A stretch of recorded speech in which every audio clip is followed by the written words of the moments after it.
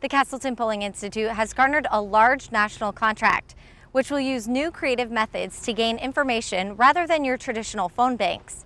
The project is a collaborative effort requiring close work with epidemiologists, researchers, and app designers from across the United States to launch the project.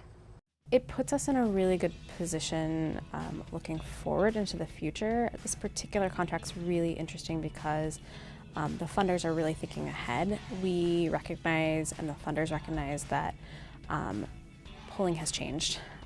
We can't reach people like we used to on phones. There's no sort of list of emails. Things are getting really challenging, right? People don't like to talk on the phone. So when an interviewer calls them, they're not happily picking up the phone like they were in the 60s and 70s. So we have to change, right? Our methods need to change along with that. So this particular contract is really trying to figure out what is another option for us and test it out and see how it goes. The Castleton Polling Institute will negate their old ways and push towards a more streamlined option. By designing an app folks can be surveyed from directly on their smartphones or tablets.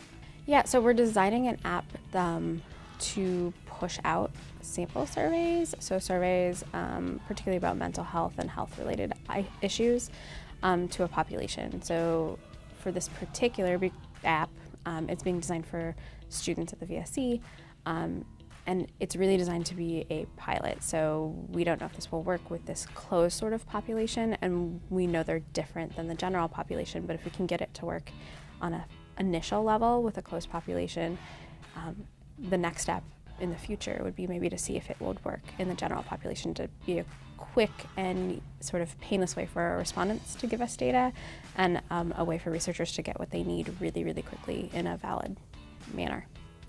The Council for State and Territorial Epidemiologists is the group that's hired the Castleton Polling Institute to create this new way of polling.